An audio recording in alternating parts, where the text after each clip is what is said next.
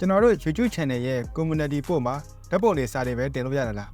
video file အနေနဲ့တင်လို့မရဘူးလားအားလုံးပဲမင်္ဂလာပါ fantasy wizard ကနေပြီးတော့ပြန်လည်ကြိုဆိုပါတယ်တော်တော်များများက YouTube ရဲ့ community ပို့မှာဓာတ်ပုံတွေစာတွေ link တွေပဲ share လို့ရတယ်လို့ထင်ကြတယ်ဒါပေမဲ့လည်းအခုလို video file တို့လေးတွေပါတင်လို့ရပါသေးတယ်ကျွန်တော်ရဲ့ channel လေးကိုဝင်လိုက်မယ်ဆိုရင်ဒီဘက်ဘေးမှာ community ဆိုတာတွေ့လိမ့်မယ်အဲ့ဒီမှာကျွန်တော်နမူနာတင်ပြထားပါတယ်အခုလိုမျိုး video file လေးပေါ့နော်ကျွန်တော်က video လို့အလွယ်ပြလိုက်တာတကယ်တမ်းက video file မဟုတ်ဘူး GIF လို့ခေါ်တဲ့ clip file လေးပေါ့နော်အဲ့ဒါလေးတင်ထားတာဒါပေမဲ့လည်း video file ပဲပေါ့နော်အဲ့ဒါကအကြာကြီးတော့တင်လို့မရဘူး5စက္ကန့်လောက်ပဲတင်လို့ရတယ်ဒါကတင်လို့ရတာကြာပြီဆိုပေမဲ့လည်းဘယ်သူမှသိတင်တာမတွေ့ဘူးအဲ့တော့ကိုကအခုလို video လေးတင်ပြီးကျွေးလို့ရတယ်အဲ့ဒါလေးဘယ်လိုလုပ်ရမလဲဆိုတော့ဆက်ပြောပြမယ်ကျွန်တော်ရဲ့ channel လေးကိုလည်း subscribe လုပ်ခဲ့ပေးဖို့မမေ့ပါနဲ့ဟုတ်ကျေးဇူးတင်ပါတယ်အရင်ဆုံးကျွန်တော်တို့ CapCut ကိုသွားမယ် new project ကိုနှိပ်မယ်ကိုတင်ကျင်တဲ့ video file လေးကိုရွေးမယ်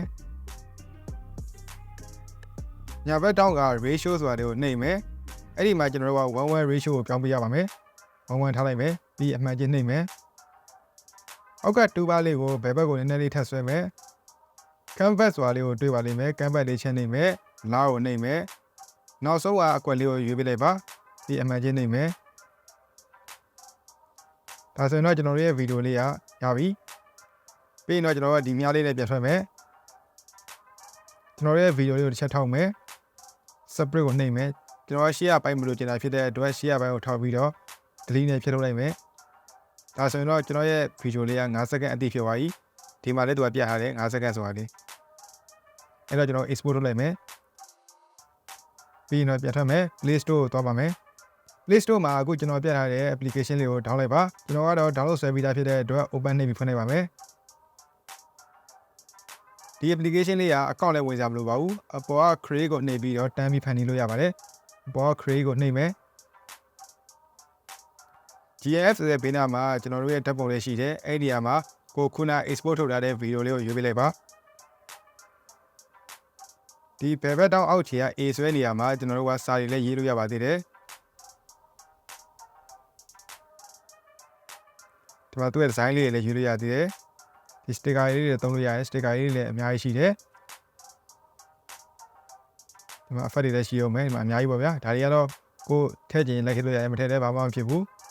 ဒါဆိုရင်တော့ကျွန်တော်တို့ရဲ့ video file လေးကိုသူက GIF file အနေနဲ့ ဖန်တီးပေးနေပြီဒါပေမဲ့ကျွန်တော်တို့ကဒီမှာ save လို့မရသေးဘူး save GIF ဆိုတဲ့ဟာလေးကအဖြူအောင်လေးပြောင်းအောင်မှကျွန်တော်တို့က save လို့ရမှာပါခဏဆောင်ပေးရပါတယ်အခုဆိုရင်တော့မီးဦးအောင်လေးပေါ့နော်ဒီလိုလေးအဖြူအောင်ပြောင်းသွားပြီဆိုရင်ကျွန်တော်ကအဲ့အရာလေးကိုတစ်ချက်နှိပ်လိုက်ပြီးရင်ကျွန်တော်က save GIF ဆိုတာလေးကိုနှိပ်မယ်ဒါဆိုရင်တော့ကျွန်တော်တို့က video ဒါဆိုရင်တော့ကျွန်တော်တို့က YouTube ရဲ့ community post မှာ video file လေးတင်ဖို့အဆင်သင့်ဖြစ်ပါပြီအဲ့တော့ကျွန်တော် YouTube ပြန်သွားမယ်အောက်ကပေါင်းလေးကိုပဲနှိပ်မယ်အောက်ဆုံးက create a post ဆိုတာလေးကိုနှိပ်ပြီးတော့ကျွန်တော်တို့ကခုနကလုပ်ထားတဲ့ video လေးကိုရွေးပေးလိုက်ပါ next ကိုနှိပ်မယ် next ပဲဆက်နှိပ်မယ်ဒီပေါ်မှာကိုရေးချင်တဲ့စာလေးတွေရေးလို့ရသေးပါတော့ okay ဒါဆိုရင်တော့ကျွန်တော် post နှိပ်ပြီးတော့တင်လို့ရပါပြီခုဆိုရင်တော့ community ပို့မှာကျွန်တော်ရဲ့ video file လေးတင်လို့ပြီးပါပြီအဆင်ပြေမလို့မျှော်နေပါတယ်ကျွန်တော်ရဲ့ channel လေးကိုလည်း subscribe လုပ်ခဲ့ပေးပါဦးပြီးတော့ဒီ video လေးကကိုယ့်အတွက်အကျိုးရှိရဆိုရင်လည်း like လေးနှိပ်ခဲ့ပေးပါကျွန်တော်နောက်ထပ် video မှာပြန်တွေ့ပါမယ်